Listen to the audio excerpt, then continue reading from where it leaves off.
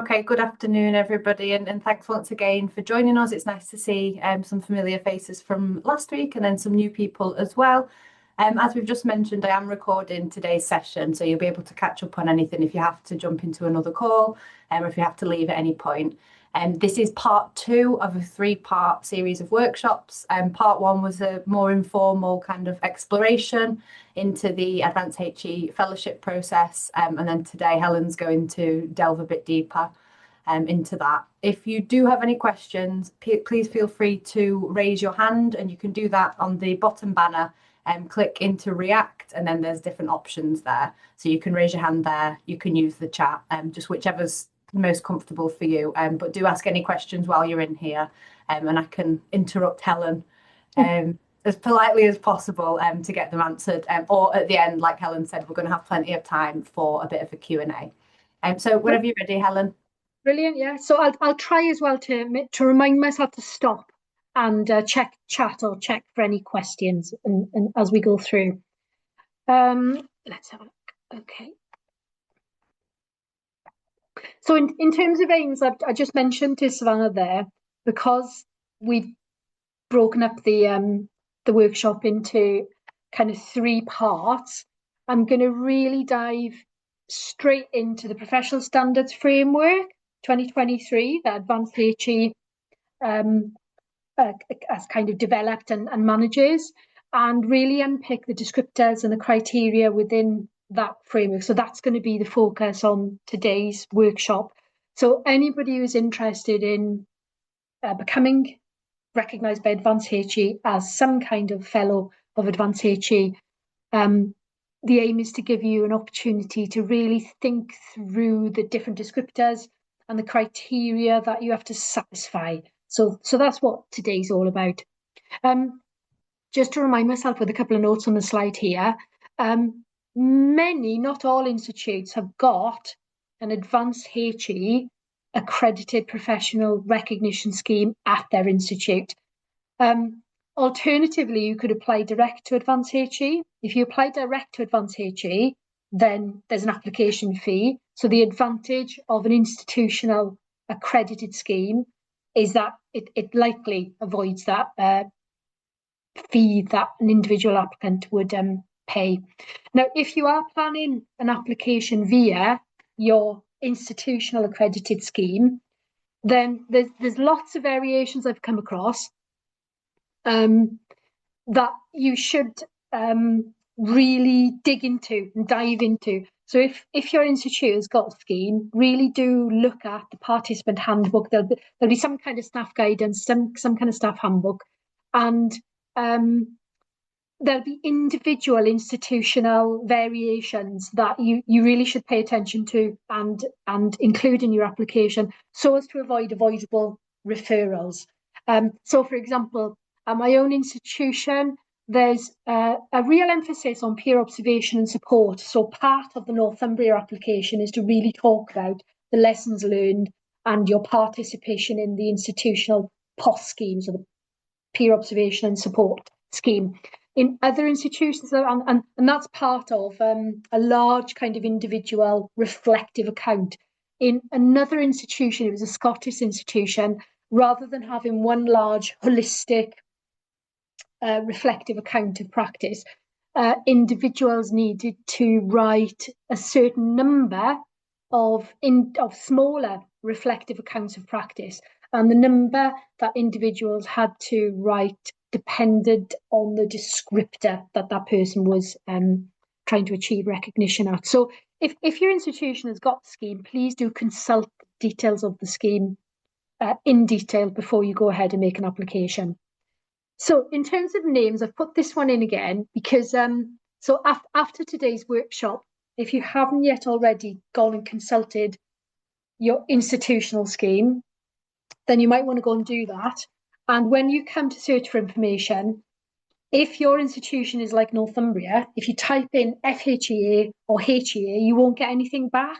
So AdvanceHE formed in 2018 from the merger of a range of kind of organisations, including the original developer of the professional recognition framework, which was the HEA, the Higher Education Academy So if you get recognised, we still get one of these 4 abbreviations we can tag onto our names, AFHEA, FHEA, but it's unlikely that you'll be able to find information by searching for that. So, for example, at my own institution, Northumbria, to find any information about Fellowship at AdvanceHE, you search for the Northumbria University Professional Recognition Scheme. So finding information, please be persistent and try variations upon a theme. So I'm going to dive straight in then to the Professional Standards Framework 2023, so PSF 2023. Now, if you're like a lot of my colleagues, this might have been on your list of things to do for very many years. And prior to 2023, there was a previous version of the Professional Standards Framework called the UK PSF. So the UK PSF are now completely obsolete, but even to this day, we still get applications at Northumbria and part of the reviewing and the moderation management group for the institutional scheme. And even to this day, we occasionally get an application written against the old criteria. So if you're one of those people who've been thinking, oh, this year I'm definitely going to do it, but the last time you went to an institutional training scheme where the old framework was still discussed, so the UK PSF, please go and throw out those kinds of old criteria, because there's one way in which your application might get referred if you refer to criteria that have changed.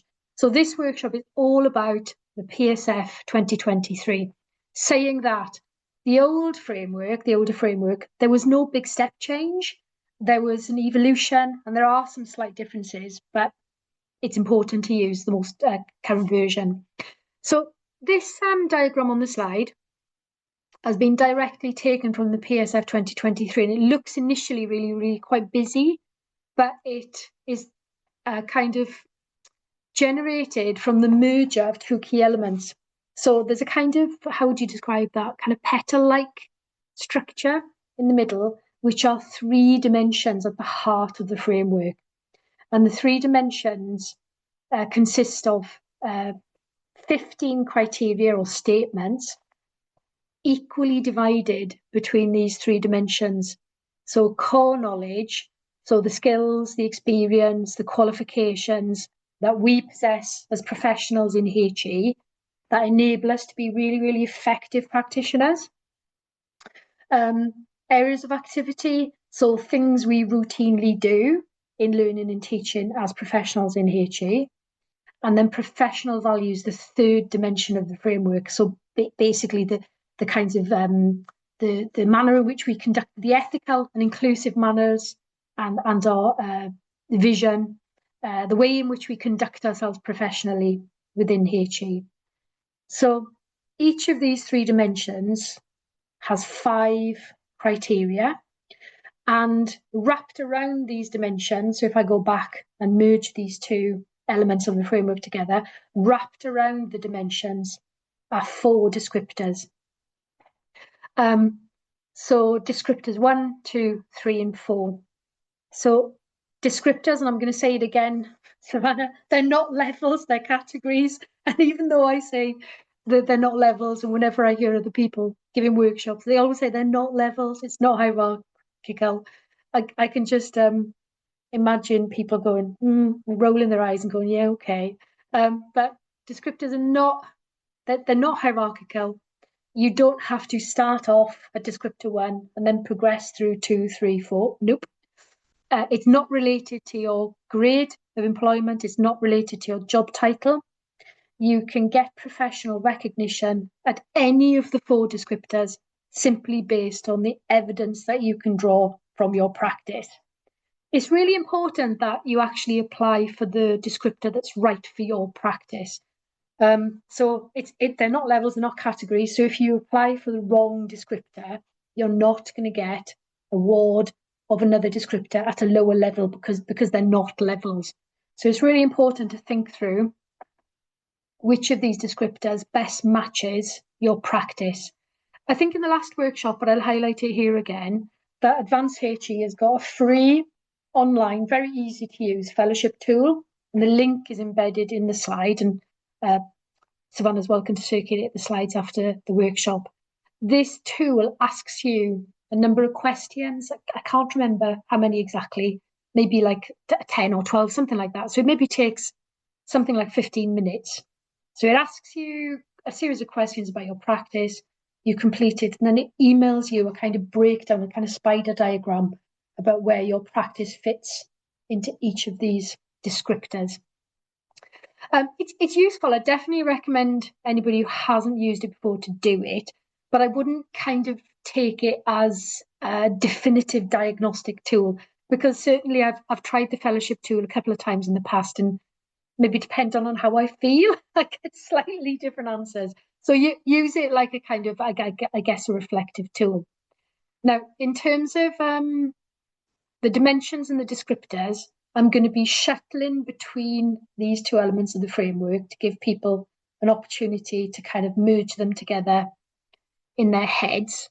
So in terms of the descriptors, these are kind of statements which describe the range of ways in which people in HE can engage in learning and teaching. And it also takes into account a whole range of contexts, and it also takes into account experience. So broadly speaking, Associate Fellow Descriptor 1, that requires applicants to evidence that they play some role in learning and teaching, and that they might have a specialist role. So for example, a prof, the focus for many profs will be on getting big grants in, writing up 4-star papers, doing all the research activity, and they might come in occasionally to a number of modules and give specialist research-led lectures or seminars, or they might be involved in supervising final year research projects or master's students. But the focus of a prof will not be on a lot of teaching or a lot of marking and a lot of other activities that other individuals do. So associate fellow is probably best for people with very specialist or focused practice like a prof, or it also suits individuals who are relatively new to higher education. They haven't got a lot of experience yet, but they can evidence some of the criteria in the dimensions with relation to their practice. So the main difference between Descriptor 1 and Descriptor 2, if you become a fellow of AdvanceHE, then you have to evidence that you've got broad and effective practice with relation to the dimensions of the framework. So unlike Associate Fellow, where an applicant has to evidence that they can meet some criteria, for Descriptors 2, 3, and 4, you have to bring forward evidence from your practice that you satisfy all of the criteria in the framework. So fellowship is for evidencing broad and effective practice. So the difference between D2 and D3, so Descriptor 2, Descriptor 3, Fellow AdvanceHE, and Senior Fellow AdvanceHE. So the senior fellowship element, the D3-ness of Descriptor 3, is individuals are required to evidence their sustained impact on others who teach or support student learning. Now, there is no hard and fast rule surrounding what sustained means, but at my institution, we would normally look to see for at least 3 years worth of evidence of impact, influence, mentoring, all of these kinds of activities, which basically show that you're not just talking about your own individual practice, you're talking about how your practice influences and enhances the practice of others who teach. In terms of the others who teach, who you impact, again, that can be anybody appropriate. So it could be academics, it could be technicians, it could be PGRs who teach or support student learning. So it's anybody relevant to your own context. And then the main difference between D3 and D4 Principal Fellow, and this is probably the last time I'm going to mention Principal Fellow, because I don't think anybody who's probably focused on Principal Fellow will be attending the workshop, so I'm going to focus on the other descriptors today. But Principal Fellowship is for individuals whose practice is at least cross-institutional. So individuals who are really influencing, leading on changing policy and practice across disciplines, across faculties, maybe at a national or international level. So Principal Fellow is about that kind of sustained evidence of strategic leadership of learning and teaching. Now, I will come back to these categories again, but what I'm going to move on to after this slide is to look at the dimensions of the framework one by one and in a bit of detail. But I've just reminded myself to stop here, and I wonder if there's any initial questions about either the framework itself, PSF 2023, or descriptors. There's nothing in the chat yet, Helen. Okay. Maybe somebody's got a question they want to ask. Please unmute your mic and just shout.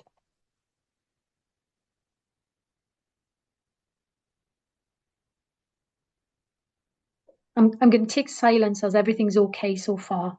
And so we'll move, I'll come back to the descriptors, but we'll move on to looking at the 3 dimensions of that framework.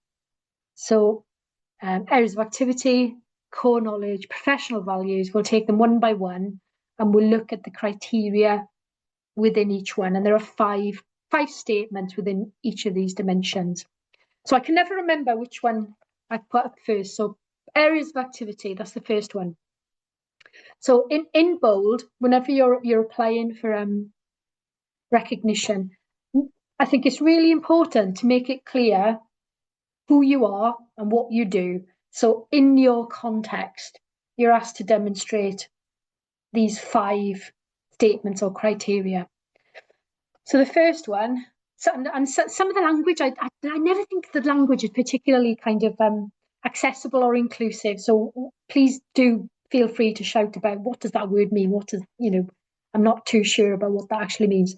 So A1, this is about an applicant demonstrating that they design and plan learning activities and/or programs of study. So what this is really, it's about an applicant evidencing preparation and planning.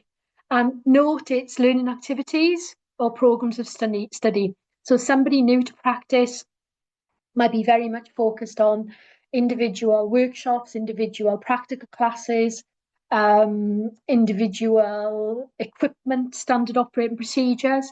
A more experienced practitioner might be talking about development of resources or activities for different modules or different programs. So this takes into account, again, it's supposed to be very flexible, very inclusive. It takes into account individuals, are they specialists and also experience, and that's embedded throughout the framework. So A2, teach and or support learning through appropriate approaches and environments. So it doesn't say lecture, it doesn't say give seminars. This is in your context, basically how you engage with learners and what you do in terms of your delivery. So this could be face-to-face, or this could be online. It could be both. So again, it's very, very flexible and it's context dependent. So A3, obviously an important part of learning and teaching is letting students know how they're getting on. So A3 is about assessment and feedback. So assess and give feedback for learning. So nowhere does it say here, mark scripts and give written feedback and a mark on exams or assignments. So assessment can be assessment for learning. So it can be informal, it can be oral, or it can be formal, and it can be written, and it can be traditional. And so when it comes to A3, please don't miss the really important role that technicians play in that formative assessment for learning piece, where often students get the most valuable feedback is when they're practicing, is when they're, picking up things for the first time or trying things out or piloting things in workshops or labs or whatever. That's where they often get the most important feedback on how they're doing, as well as the summative. Did you achieve this skill? Can you demonstrate it? Are you competent? So assessment and give feedback for learning. It's not all about giving a final mark on an exam. A4, support and guide learners. So what this means, I think, to me, is how practitioners go about creating a safe.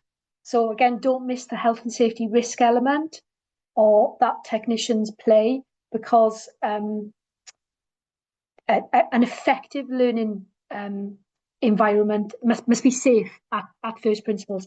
So this I suppose is about creating a safe, up-to-date learning environment that and any other kind of supporting activity, either inside a workshop, inside a practical, inside a virtual learning environment, or outside it in a kind of broader learning environment, that really helps students figure out where they are in their learning. So it's all about supporting and guiding learners throughout the learning process. And then last but not least, enhance practice through own continuing professional development. So what AdvanceHE really wants to see is applicants can evidence that they remain in good standing. So an applicant can talk about that they know what they need to do to keep up to date and to demonstrate that with regards learning and teaching. So A5, what I would say here is think really, really broadly and catholically about the things that you can include in an application. So this could be reading.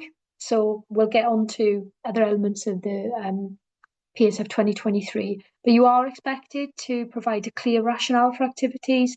You're expected to cite appropriate scholarship. So A5 could include the reading that you do to demonstrate a clear rationale or a good evidence basis for any activity.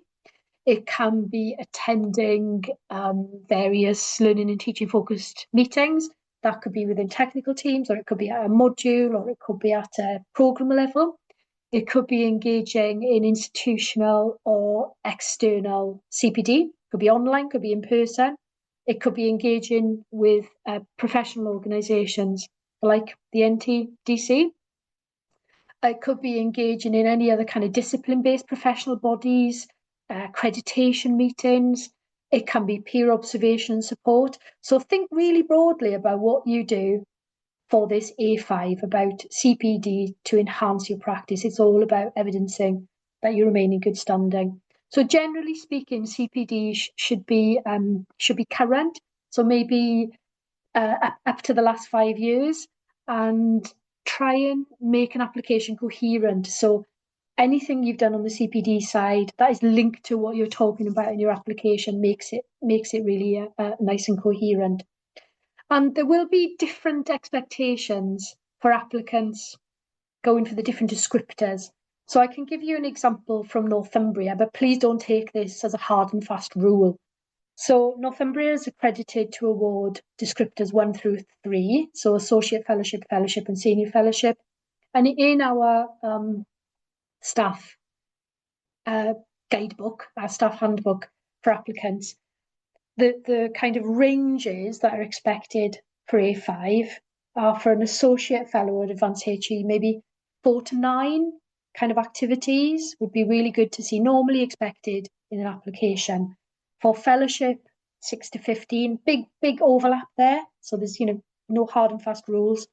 And for Senior Fellowship, 10 to 20. And particularly for Senior Fellowship, any CPD developed that evidences impact on others. So for example, setting up mentorship or learning circles or training activities to pass on good practice to other people look really, really good for that CPD for Senior Fellowship. But that's not a hard and fast rule whatsoever. Now, and I'll just say one more thing before inviting questions, before it pops out of my head. So unlike other professional bodies, which some of you might have kind of signed up to be a member of, there's no expectation to submit annual updates or annual evidence of CPD. So at the application stage, AdvanceHE and your own institute, if it's an accredited scheme, will want to see you remain in good standing. But there's no obligation then to say every single year, yes, I've done these minimum hours, or yes, I've done this, that, and the other. So I'm going to stop there, and I think there was a question. Yeah, there's one question in the chat, and I don't know if you can see the chat, but I'll read it out anyway. from Mariana. If you apply for Advanced HE, but you don't meet the requirements enough to achieve it, are you given feedback to help with future applications? Or if you apply for a higher Advanced HE, and you don't have an application that would meet that requirement, but do have an application that would meet the requirements for a lower advanced HE, would you be told? So I can talk about how the accredited scheme at Northumbria operates, and I'd imagine it would operate to similar principles in other places, but I can't guarantee that. So certainly part of the Northumbria accredited route is normal institutional quality assurance mechanisms. So each application gets reviewed by two people, and then there's a moderation process that happens as well as that. So normal quality assurance procedures, each thing kind of double marked by trained reviewers, and then there's a moderation procedure. And at the moderation panel, an external examiner comes in. So each reviewer fills in a review form, and there's total transparency. So the applicant gets to see the individual reviews and then an overall kind of feedback sheet. And then if the application goes to moderation, the applicant also gets to see the kind of overall moderation feedback as well. So I'd imagine built into most accredited schemes will be an obligation to give useful, actionable feedback to applications that are referred for whatever reason. What I'd also say is part of the Northumbria process is to avoid avoidable referrals. So before making an application, applicants are expected to engage in a workshop like this to learn the nature of the dimensions, the criteria, the differences between the different descriptors. And if you weren't aware of that, you're likely to get your application referred. So built into many schemes are those attempts to really help applicants know what script is right for them, know how to evidence the statements within the dimensions, and avoid those avoidable referrals. So I'd hope that you would get really clear feedback if an application needed a bit more work. And in terms of the kind of likely outcomes, so you could just get award, brilliant, your application meets all the criteria, excellent, go away, start putting those letters after your name, fantastic.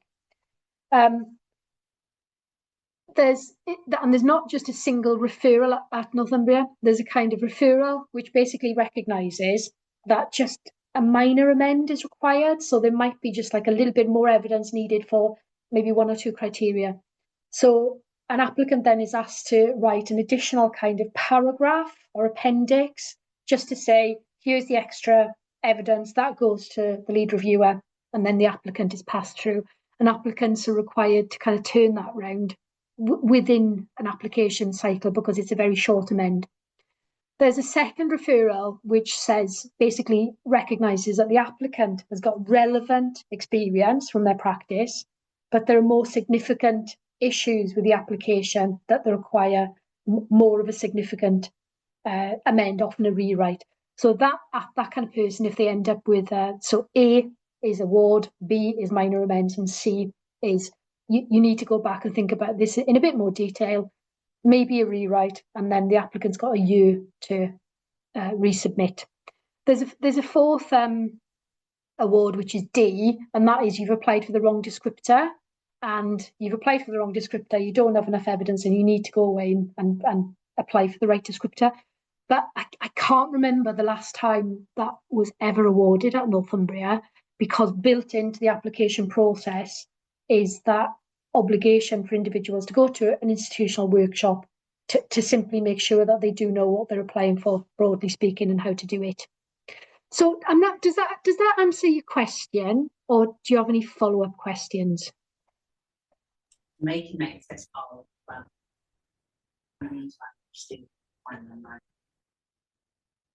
Oh, I missed. No, I think that was someone accidentally coming off mute. Oh, okay. No, sorry, I wanted to ask a question, but I was just reading this. Sorry. Someone else had written one in the chat as well. So, Sorry. do you want me to ask a question first, or are you going to do the chat one? I'll just respond. I'll just make sure that that's okay for Mariana, if possible. So Mariana, if you want to pop in the chat that's okay, and then Juliet, please do ask your question.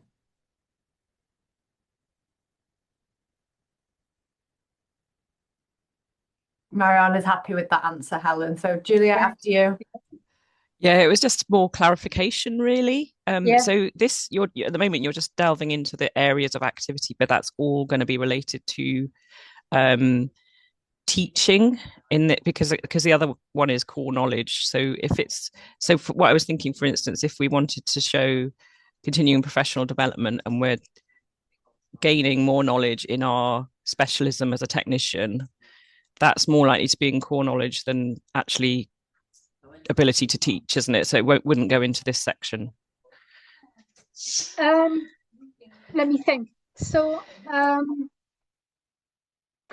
if I think about something like associate fellowship, so if somebody's interested in applying for associate fellowship, I'm going to revisit this, but if somebody's interested in applying for associate fellowship, you have to evidence 2 areas of activity in your application. Well, I think the guidance says at least 2. And what I would recommend is that you just focus on 2 in detail rather than try and address more superficially in less detail. So if you're interested in associate fellowship, you have to pick any 2 relevant areas of activity while we're on this slide. And alongside that, you also have to evidence 3 core knowledge and 2 professional values, and we'll get back to that. But what I would probably think is the best to do is to think about an area of your teaching or supporting student learning activity that wraps up all of the areas of activity, core knowledge, and professional values in one kind of case study or one example. So, for example, if you were talking about how you let me think of a typical example. So you might have inherited some sessions, some classes with known problems. So the students don't turn up, or they don't engage very well, or they struggle at the end of the module to demonstrate competence. So something's going wrong, or the materials are difficult for students with specific learning difficulties like dyslexia to access, or students whose first language isn't English. So you've got some kind of problem, and you demonstrate in your application how you go about enhancing your practice with relation to that specific problem. So that demonstrates your core knowledge, because you need to know what the issue is and how you can improve it and how learners in your area learn. You are doing that for really inclusive kind of values. So there's your professional values. You're working with individuals, but you know the diversity issues in the cohort. So there's your professional values. And the example you're talking about is what you did to change practice to tackle the problem and enhance student learning. And then so if you're talking about designing and planning, so that's A1, and then you can talk about A2, how it went. So how the delivery happened. And as part of that delivery, you want to be thinking about getting student feedback. So in any application, you really want to make sure that the student voice shines through loud and clear. And that also then gives you the basis to critically evaluate and demonstrate that what you did was effective. So I like to think about this in terms of examples of practice. So what can I think about in my practice that demonstrates everything at once? That's not to say that there's any set format or template. So I've seen applications where people are very holistic and everything is included in kind of case studies. And I've also seen other applications where there's literally been like 3 sections: areas of activity, core knowledge, professional values. So there's no set format or template. You write reflectively to suit your context. Now, Julia, I don't know whether or not that's helped clarified what you were asking, or whether you want to ask a follow-up. No, that's helpful. It's helpful in partly because it depends on your writing style from what Yes, you've told me. Yeah. Because I was thinking, so for example, my core knowledge would be microbiology, teaching the students. We don't have teaching technicians here, but we are helping with the projects. We're teaching doing lots of inductions. So I've actually I think I'm probably the only person from this building that are as attending this, but we do have an institutional accreditation process. So it's in terms of encouraging the other technicians to apply. How can they can also demonstrate from any opportunities that they have for teaching. So last week's session was really good in helping with that. But if they are doing continuing professional development and they're improving in their own techniques, it wasn't very clear whether it would go into this or whether it's actually that would be more core, not core knowledge. And I would have thought it's more core knowledge, but I think it's probably both. So your core knowledge is there, but then so you're enhancing yourself, you're enhancing your core knowledge, but then you're transmitting or transferring your core knowledge by designing and planning enhanced learning activities and actually doing the delivery. So teaching or supporting students. So for me, it's very holistically. So you enhance your own knowledge, you enhance via CPD, and then you can therefore enhance students' competency, skills, and knowledge by changing your practice to engage them more effectively. So I tend not to think about it separately. I tend to think about it holistically. So any kind of activity you do in CPD that enhances your own knowledge, as long as you discuss that in a learning and teaching context, you can also satisfy your areas of activity. If that makes sense. Yeah. That's wonderful. Thanks. Yeah. I wonder if there's any other questions about any of these areas of activity. So if you're thinking about, go on. Sorry, Helen, there's just one more in the chat, which says, I got the affiliate level in my previous institution and they offer a specific course to achieve all the descriptors. However, in my current institution, there is none so far. Is there more support here to achieve all descriptors for the fellowship level, for example? So dependent on your institution, so Northumbria has got what's known as an experiential route. So if you have some experience, you can write an application to the NUPRS, so the Northumbria University Professional Recognition Scheme. If you don't have a lot of experience, there's a separate course for academics new to higher education. So I think the rule is less than 2 years full-time experience, and they're diverted onto an accredited course, and they achieve fellowship by assignment on 3 modules delivered over 18 months. So I think it depends on your specific institute. Does your specific institute have an accredited experiential professional recognition scheme? So you've got some experience, you're going to be writing an application. If it's got an accredited course, that's usually for less experienced individuals, and dependent on the institution and resources available, that might be restricted for academics, because some academic staff will have specific probationary objectives because they will have to teach. So I think that will be very institution specific, to be honest, if that answers the question. Or if there's any follow-ups, please ask. Yeah. There is a follow-up to that, actually. Yep. I've been at London Met for only 15 months now, but I've probably spent most of the last 25 years teaching other people in professional practice. Now, the question is does that sort of 3 years in does that have to be in an educational environment? So what I would say is it kind of depends. So if your institution has got an AdvanceHE accredited scheme, mostly what institutions and what AdvanceHE want, particularly when we're thinking about A5, enhanced practice through CPD, is that you evidence very clearly you remain currently in good standing. And that's usually taken to be, maybe up to the last 5 years, okay, experience. Often institutes who pay, quite a lot of money to AdvanceHE to get these accredited schemes set up, what they also want to see is that you are actually positively enhancing their students. So, they really want to see you making a claim surrounding how you're enhancing the students you're teaching currently. Great that you've got like 20 years experience elsewhere in industry, but actually what are you doing to really add value to the learning experience of students that are attending the institute that you currently work in. So it is usually surrounding CPD maybe within the last 5 years and evidencing your impact, your current impact on student.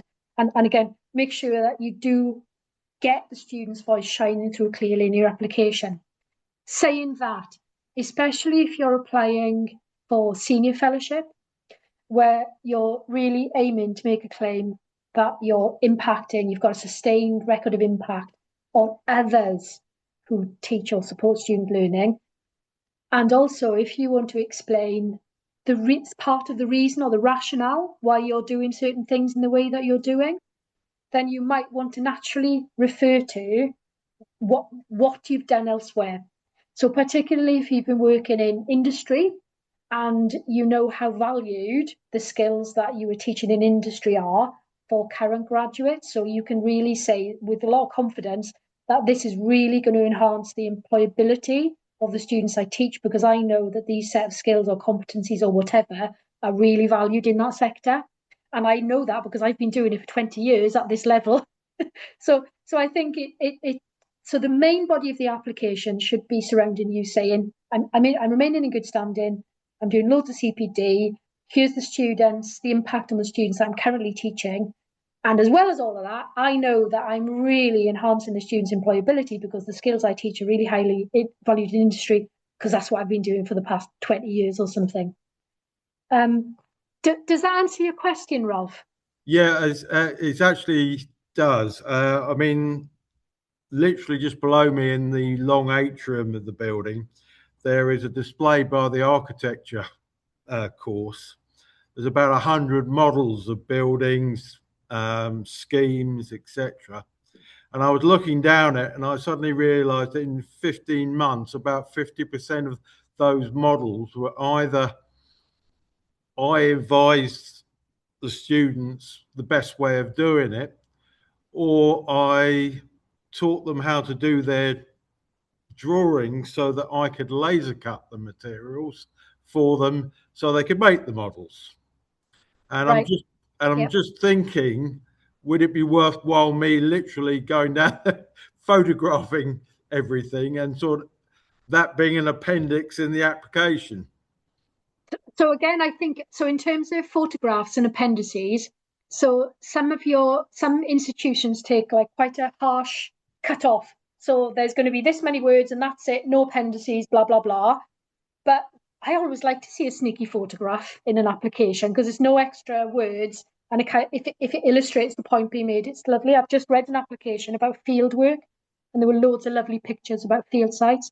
But that's because our system allows upload of pictures. So I think it kind of again depends on how the process, the form that you're filling in, and whether or not it tolerates anything else to be uploaded and so on. No, thank you. That's good. Good advice. Any other questions then about the areas of activity while we're on the slide? So Sorry, Helen, we keep butting in. I've just got one from Jackie. And then I'm not sure what it is, Jackie, but I'm sure it'll make sense to Helen. Does it only refer to teaching undergrad students, or can the evidence include teaching and supporting postgrads? Oh, sorry. Actually, Ralph, that was part of your question as well. So it's good. There's a follow-up question. So it's HE students, okay?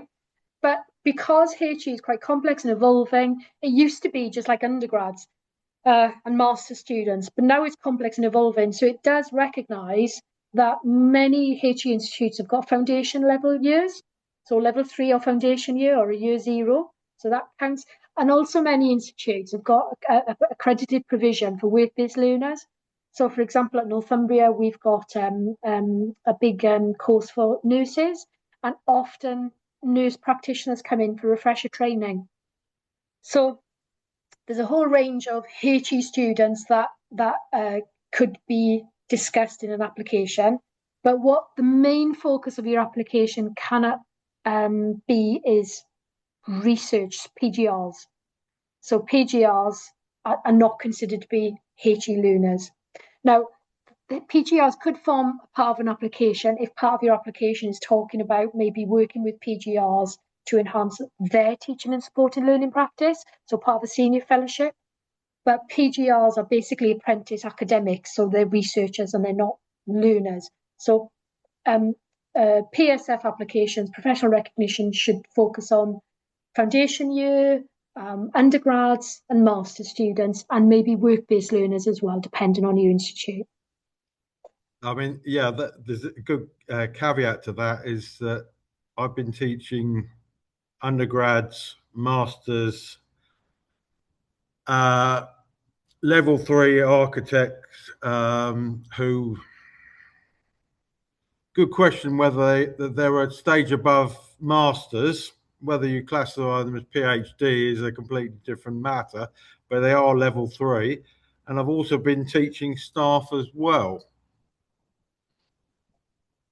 So I think Ralphie, it probably sounds like you need to maybe make a decision about if you're going to go for senior fellow, because senior fellow, if you're teaching staff, that could be evidence of impact on others who teach and support student learning. So that would be really nice. Maybe senior, the D3-ness might come in through that practice. Yeah, I remember I did that test as to which fellowship tool. Yes, and funny thing was, I got about 25% for associate fellow, 45% fellow, 25% senior fellow, and it was about 5% principal fellow. So I was thinking probably actually fellow would be the safe option. Though my boss said, you'll never get it, go for the associate fellow. Okay. Maybe make a decision at the end of the workshop as well, once we've gone through everything. I think I saw a hand up from Amanda. It has been lowered. So Amanda, I don't know if there is also one more question in the chat as well, Helen, for after.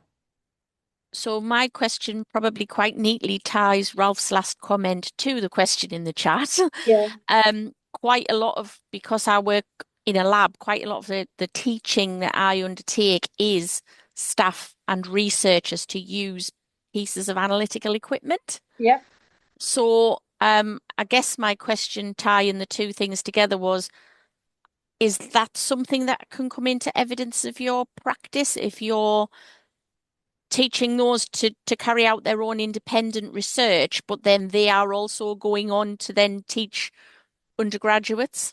Absolutely, yeah. So, for example, I think lots of PGRs, well, not lots, but especially lab-based PGRs in STEM subjects, often they help or partially help undergraduate projects and master's projects. So, for example, a supervisor, routinely what happens at my place, because I sit in a science department, is the supervisor might be 1 or 2 steps removed from how does that FPLC work? I don't know, but I know my PhD student works. So when I've got my next bunch of undergrad project students in, I'm going to get my PGR to come down and to teach them how to use that machine safely without wrecking it and messing out and annoying Amanda. So definitely, if your practice, so it's interesting, isn't it? So you probably conceive of yourself as an analyst rather than a subject specialist. So your practice probably spans a range of disciplines. So in my institute, so Sam, who attended the first workshop, she's also an analyst and she teaches forensic scientists, she teaches chemists, she teaches biomedical scientists. So her practice is related to the service rather than the discipline. Whereas other technicians might conceive of themselves as like being really, so probably Ralph, that there's a signature pedagogy associated with architecture surrounding your practice about model building, so there's a difference there. So I would say, Amanda, yes, you could bring in all of that. And if you are teaching staff and students who then go on to teach, for example, undergrads in their research projects, for me, that could be really good evidence for senior fellowship, the D3-ness. So if you've got sustained evidence of doing that, sustained meaning generally, but not always, it's not hard and fast rule, but generally at least 3 years of evidence of you enhancing, mentoring, training staff, academics, PGRs who then go on to teach students. that's good evidence for D3 senior fellow. Thank you. That's what one of my case studies for senior fellow was all about. Do you think I covered the question in the chat there, Savannah, or is there a follow-on up? I think so, yeah, but I don't know, Juliet, if you just want to confirm if you have anything else to follow up from on that.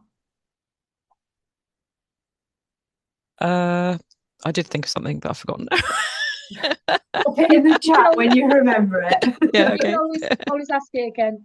So there is are these. So if you're going for associate fellow, it's any 2 areas of activity. If you're going for fellow or senior fellow, it's all 5 areas of activity. That's the difference.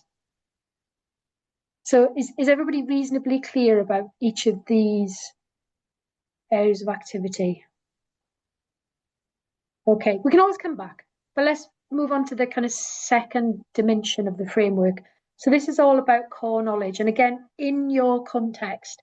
So I would say in any application, maybe a starting context statement to explain really clearly that you're a technician in this area. That might be a discipline, or it might be a service, or it might be a certain team.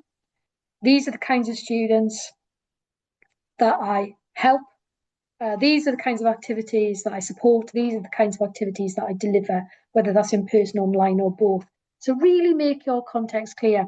So core knowledge, this used to be different. So in the previous PSF, in UK PSF 2011, there used to be 6 of these, and the first one got chopped and they got reordered a bit. So this is a little bit different to the previous one.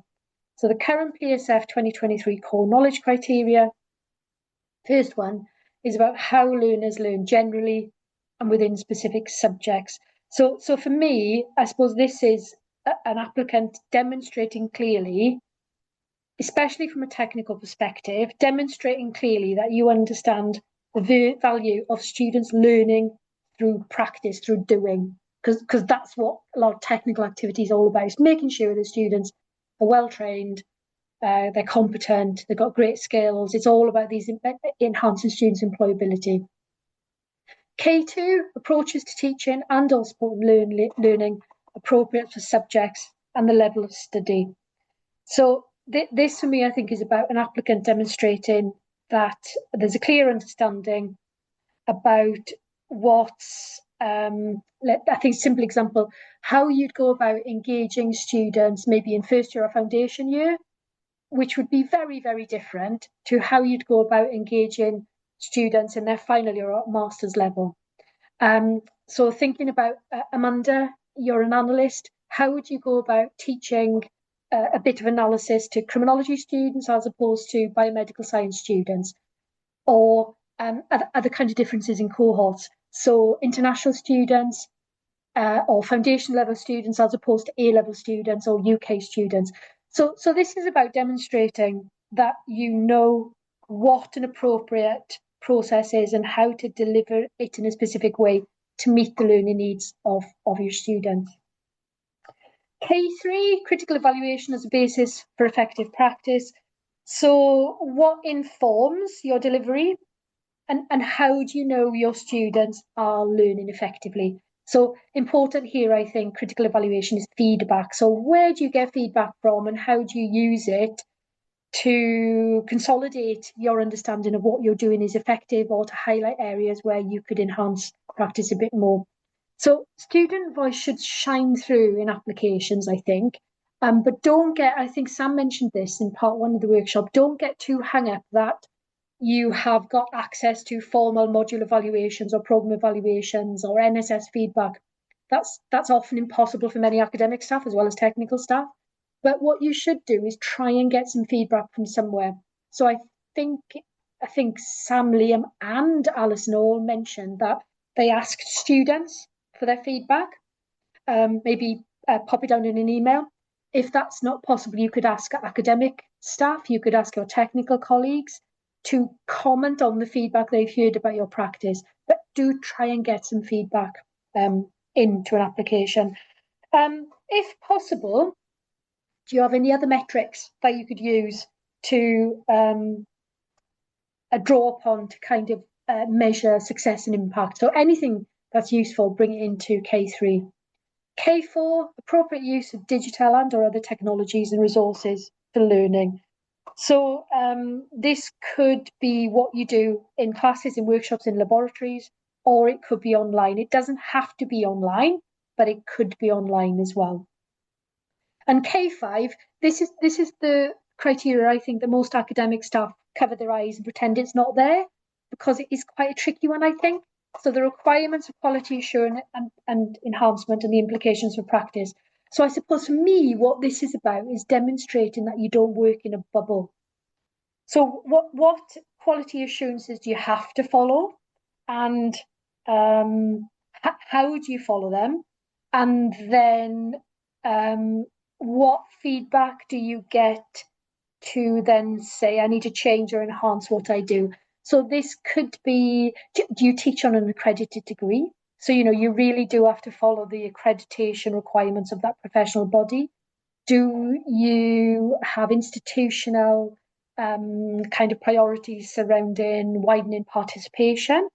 Do you have, certain metrics that you need to meet in terms of competencies for clinical degrees? So you're not working in a bubble. There are certain quality assurance metrics or standards you have to meet. How do you go about meeting them, and how do you go about knowing that you do meet them? So that's what K5 is. K5 is, I think, very, very context specific again. So I'm going to pause there, and again, I'm going to open it out to any questions.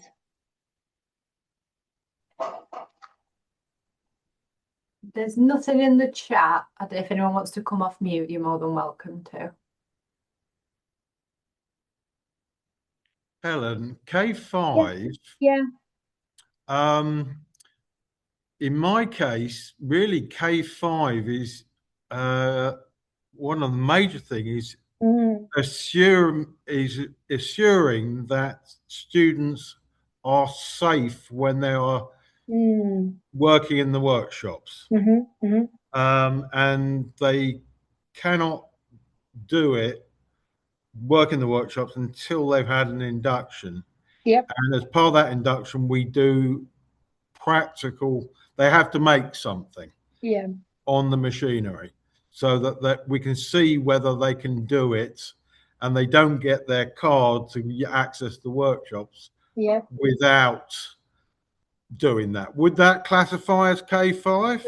I don't see why it wouldn't, because again, so what you're doing there is students are demonstrating. So you obviously need to make sure the students are safe and they don't go around wrecking really expensive equipment or themselves or harming anybody else. So that you really need to take that seriously. So you've set up an induction, the students demonstrate that they're competent, and then I'm guessing that you kind of monitor the first kinds of couple of attempts. So there's a nice QA and enhancement cycle there.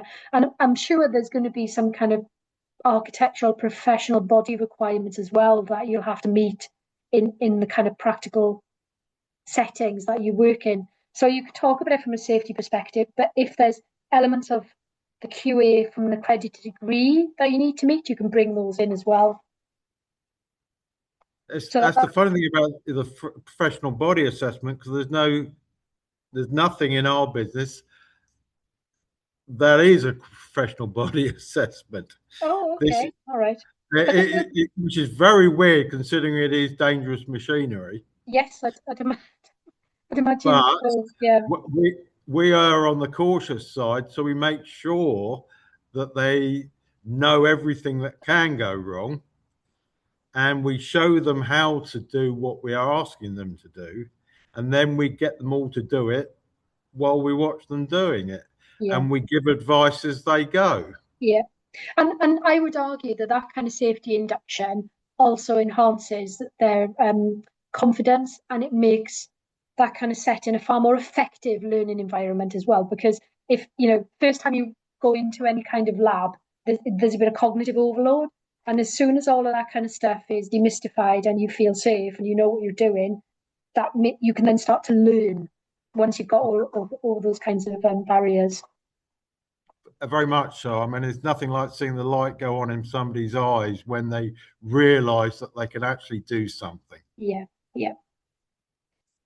I wonder if there's any other questions about any of these statements for core knowledge? If not, we can go on to the third. Oh, sorry, Savannah, I missed something. No, there's nothing in the chat. Just Ralph, somebody's made a suggestion for you in the chat. If you just so you don't miss that. So the last dimension and the last 5 statements is about professional values. So there's a big emphasis here about on basically equality, diversity, and inclusion. So V1, respect individual learners and diverse groups of learners. I'm tempted to run through these actually because I don't think it's helpful to think about these separately. I think mostly once you start talking about one thing, you talk about everything at the same time. So V2, promote engagement in learning, equity of opportunity for all to reach potential. V3, scholarship, research or professional learning or other evidence as the basis for effective practice. V4, respond to wider context within HE and recognise implications of practice. And V5, collaboration. So I think certainly the first 2 often go hand in hand, because what this means to me is an applicant recognising the diversity that exists within their cohort and responding to that. And I think it's virtually, well, I'd be surprised. Does anybody on the call still have cohorts who are predominantly 18-year-old A-level students?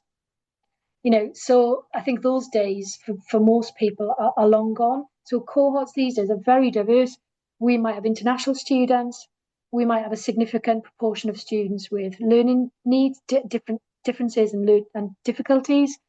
We might have mature students. We might have students coming from non-traditional backgrounds. So we need to, in an application, demonstrate that you know the diversity in your cohorts and how you respond to that. A lot of technicians are right at the forefront of inclusive practice in labs and workshops. So when students come in with individual learning plans because of a disability or because of a learning difficulty, often it's technicians making sure that they have access to assistive technology or that there are reasonable adjustments in a lab setting to make sure that that student can be included and can succeed. So it's that learning potential piece.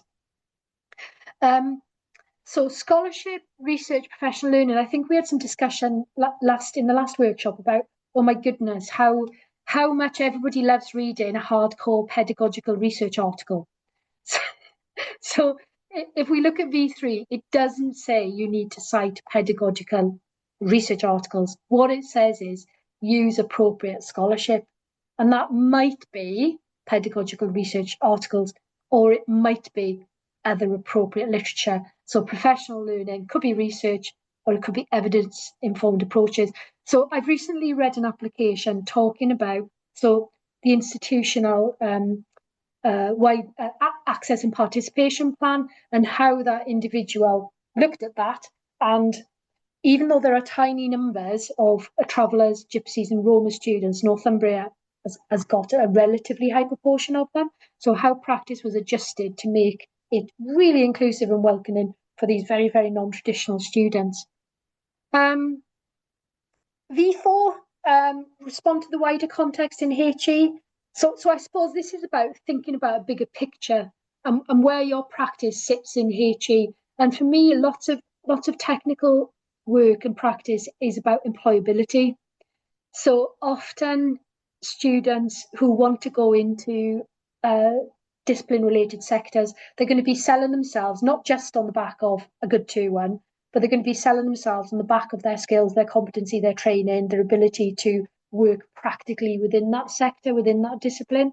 So I think V4 really, for lots of technicians, is about employability. It could also be about things like accreditation.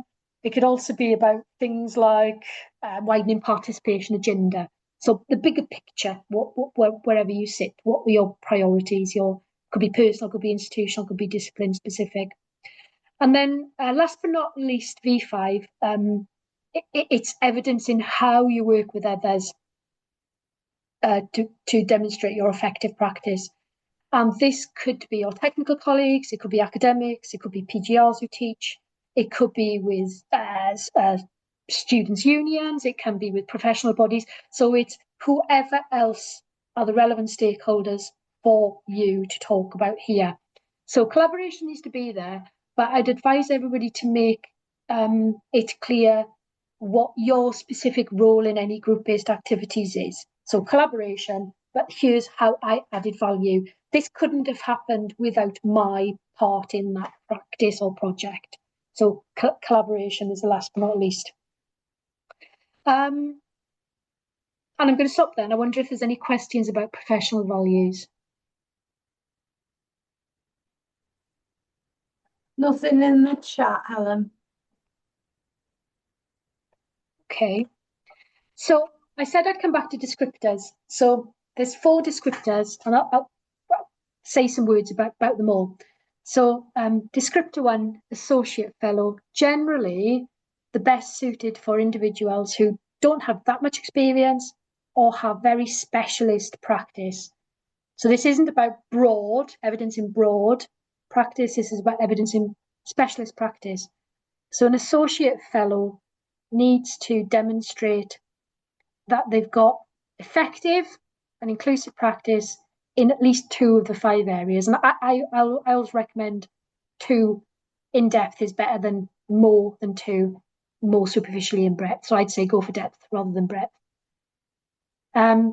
Appropriate core knowledge, at least K1 through K3, and appropriate professional values, at least V1 and V3. So that's what associate fellow is about.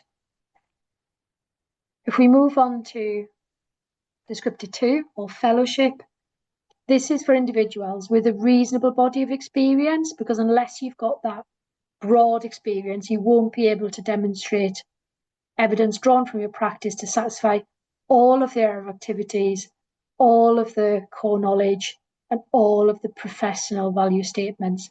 So D2 is about evidencing your broad and effective practice with relation to all of the descriptors for all of the dimensions of the framework. Senior fellow, so the D3-ness, so you have to evidence your effective practice with relation to all of the descriptors in all of the dimensions of the framework. But the D3-ness here, D3-1, a sustained record of leading or influence in the practice of those who teach or support learning. So maybe at least 3 years, maybe a bit shorter, often longer, but generally speaking, Northumbria, we're looking for about at least 3 years of that kind of like impact on others. And this could be training, academics, technicians, PGRs who then go on to teach or supervise student research projects, or it could be mentoring. So it could be a wide range of activities associated with enhancing the practice of others by influencing, training them, teaching them to do various things. I read a really, really lovely application from a technician who was in a small team, and everybody in the team had their own specialist practice. And then if somebody was on holiday or if somebody was off sick, there was a massive hole in that team. So that practice was surrounding each person developing a workshop to train everybody else, to upskill everybody else's knowledge, competencies and skills. So that was brilliant CPD, but it was also really excellent because from that point on, more or less everybody could cover everybody else's classes. So it was also beneficial in terms of flexibility to go on holiday, to go off on CPD courses. So it was really nice on a number of fronts. So that's what D3 is about. It's about that kind of like influence piece. So it's not just your own practice, it's about how your practice enhances others' practice. And then D4, Principal Fellow, this is about strategic leadership at the level of at least an institution. So it's often cross-institutional leadership on particular areas of practice or policy, but it could also lend itself to individuals working out with an individual institution. So it could be at a national or an international level, maybe, you know, with a collaboration with a professional body or with some other kind of external organisation as well. So that's what Principal Fellow is. And again, could technicians apply for Principal Fellowship? Absolutely. one of the first principal fellows in the country was a librarian. So none of these descriptors, D1 through D4, are related to an individual's grade, job title. It's related to the evidence that individuals can bring forward from their practice. So I wonder if anybody's got any questions about any of the descriptors. So associate fellow, specialist practice, maybe not so much experience, maybe newer to HE, fellowship, this is broad, effective practice, all of the dimensions, and the statements have to be evidenced. D3, you really do have to have some experience here, and the D3-ness is that impact piece. And then principal fellow, it's about strategic leadership, at least across an institution. Nothing in the chat, Helen. Okay. So in terms of maybe comparing PSF 2023 with the previous version of the framework, so UK PSF 2011, the only thing I'm going to say here is to emphasise the changes. So in PSF 2023, I would say, please make sure that you do include these features in any application. So it's about values, so it's about professional values, quality, diversity and inclusion, making sure that students can access and thrive because of how we teach or support their student learning. It's about impact and outcomes. So feedback, other metrics, how do we know what we do is effective? So it's not just description, it's about reflection. It's about collaboration to enhance practice. And it's about student support and guidance. There's recognising that a lot of students, young people in general these days, it's important to try and help their well-being, particularly mental health issues. So in terms of applying for fellowship, maybe turn a little bit practical towards the end of the workshop. So please do make sure that you apply for the descriptor that best matches your evidence basis. What I will say about this is, so if your institute has got an accredited scheme, experiential scheme, and you're going to make an application, the application for senior fellow is likely going to be a lot longer than for fellow, and fellow is going to be a lot longer than for an associate fellow. So sometimes I think, even though you might have evidence for senior fellow, you might only have the time to write an application for fellow or associate fellow. But there's no point in you trying to write an application for senior fellow or fellow unless you've got evidence that can meet those criteria. So part of the process is to understand how your evidence basis matches the descriptor. And if you apply for senior fellow and you don't have that kind of sustained record of impact, even if your application could have been really nicely suited for fellowship, you won't get awarded fellowship because part of the process is you understanding and applying for the right descriptor. You will likely get feedback saying, maybe it's a shame you didn't apply for fellowship because you've got lots of activity that could have suited that, but your claim needs to match your chosen descriptor. I think it might have been Sam who mentioned this in part one of the workshop. So particularly if you come from a discipline area which isn't too reflective, and so a lot of STEM practitioners, maybe reflection isn't kind of part of their professional development, isn't part of their degree programme. Sam's always recommended the STAR method. So it's a cycle of reflection that helps some people. So STAR stands for situation and subject. So make your context and make your activity clear. Task and theory, it's about specifying what you were trying to do. So what's the objectives about the practice you're talking about, and make sure that there's a clear rationale for what you're doing by referring to the appropriate theories or methodologies or whatever you are referring to that underpins your practice. Application and action. What I would say here is make it absolutely explicitly clear what the action you took is, because it's likely that your application will not be read by anybody from your department or your discipline. So often quality assurance procedures will mean that your application will be read by somebody in a different department or a different faculty or somewhere else. So natural kind of justice. So please try and avoid making assumptions that people will know that what you're doing is kind of standard, but make it absolutely clear. Walk the reader through what you're doing and the activities you're facilitating. Try not to make assumptions. And then the bit I think where lots of people maybe forget to do very well is result. So how do you know what you did worked? And also don't forget the reflection, what you learned from doing that activity. So what you learned from the experience. And then last but not least, most applications, there'll be an expectation that you will have in-text citations and you have a reference list to refer to the appropriate scholarship. So learning and teaching focused literature could be reports, could be institutional policies, it could be learning and teaching pedagogical research, but it could be a whole host of other things.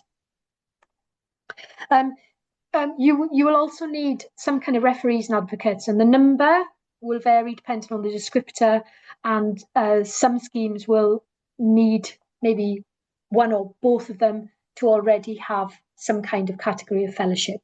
Depending on the descriptor, they could be internal, they could be external. So just be mindful, read the details of any institutional scheme to understand how many referees you'll need, whether or not they need to be some kind of fellowship, whether or not they need to be internal or external, because if you don't meet that, then your application might be deferred until the next round, which is a bit annoying. And give people enough time to write a good reference. And the advice I would say about referees is it's always lovely to get a reference saying, oh, Helen's lovely and friendly and happy, blah, blah, blah. But actually that's not very useful. So for professional recognition, a reference needs to corroborate the activity being talked about in the application and also talk about the practice in relation to the criteria. So it's often really, really useful to get somebody who's been through the scheme already, because they can really emphasise the practice in relation to the claim that you're making. But give people enough time. My original application, I had to delay that by one cycle because one of my referees was a geographer, and I forgot to tell her that I wanted a reference from her. And by the time I asked her, she'd gone on a field trip for the summer. So my application had to be a little bit delayed because I hadn't thought through what I needed to do enough in advance. So I think that's probably all I want to say. So over to you in terms of any other questions, ideas, clarifications or follow-ups.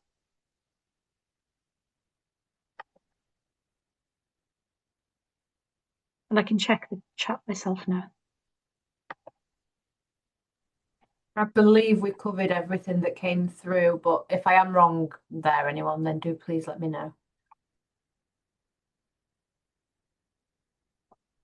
I'm just going to pop Helen, just in case anyone's typing, if they're typing any questions, the information for next week's session into the chat. So I'm just going to put the link in there. And if you register on Eventbrite beforehand, then you'll get the emails I send with the Zoom link. And so that's next Wednesday, and it's from 2 p.m. until 4:30. And what we're planning to do, Helen, correct me if I'm wrong, is I'm just going to send an email out to everyone that's registered, probably towards the start of the week, Monday, just to see what not level, the not levels, just to see what everybody is thinking about applying for, so that we can try and group people, so they can peer support one another. So I'll pop an email out, but if you could register as soon as possible, then I won't miss you off that. So I'll just pop that. What I think might be useful, if anybody's thinking about coming to that workshop, is to check your own institutional scheme in advance to understand if there's any other bits and pieces that you have to include in an application and the overall format of an application. So is it a holistic experiential account of this many words, or is it this many mini reflections of practice? So to check and understand what you need to write to get recognition at your own institution. And if your institution doesn't have an accredited scheme, will your institution support you to submit an application directly to AdvanceHE? And if they will do that, then what descriptors will they support you to apply for? So I think what would be really useful for you to make the most out of that is to double check how you'd go about getting recognised in your own institution. If there's no questions, I'm just going to stop the recording now, but we'll stick around. Can I just ask a quick question, please? If you get turned down for one of the descriptors that you apply for, can you then put in another application at another date for a different descriptor, maybe using the same or similar application? So you can do at Northumbria, and I don't think there's, and I think you can do direct to AdvanceHE as well. Because part of the process, I think, is learning and reflecting upon weaknesses and strengths, and then making good any kind of weaknesses that reviewers have identified. So I don't think there's any blocks in, resubmitting.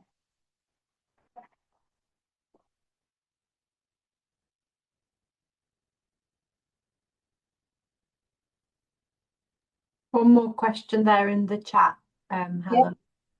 Yeah, so the question there was, if somebody's already got associate fellowship and they applied for a fellow and they didn't get it, would they lose their associate fellowship? And the answer to that is no. I don't think so, no. Once you get awarded a descriptor, that is personal, and also it's portable. So even though you might get whatever fellowship through your accredited university scheme, that doesn't stay with the university, it stays with you. So wherever you go to, it's portable, you take it, it's your personal award. So I think it was last week I checked the number of fellows now, and there's 200,000. Most of those are in the UK, but there's a growing number of other countries which are now setting up AdvanceHE accredited schemes. So as well as it becoming a kind of like benchmark for teaching quality or teaching qualification in UK HE, I think there's kind of like it's a growing international benchmark. Yeah. And certainly the first couple of technicians I kind of mentored through the university scheme, they thanked me by clearing off to a local competitor for a promotion, which was a bit annoying, but can't complain. Yeah. You made them too valuable. The other thing I said it again last week, I'll say it again now, is many schemes are run by academics, and that's got strengths and weaknesses, but some of the weaknesses is that maybe academics don't fully appreciate other contexts, and not just technicians, but also individuals in library professional services. So part of that, I think, is technicians joining that scheme. So becoming trained up to become reviewers and becoming trained up to becoming mentors. And so you can change the scheme and make it more inclusive and enhance the scheme by joining it. And then every time you see an area which is maybe too focused on academic practice, you can say, hold on a second, I think this should be maybe amended, more guidance, bit of clarification. So call to arms. So if you become a fellow, go back for a second bite of the cherry, more CPD, train up as a reviewer and a mentor. And if you apply for associate fellow, but then get trained up as a reviewer and a mentor, that's really great evidence for senior fellowship.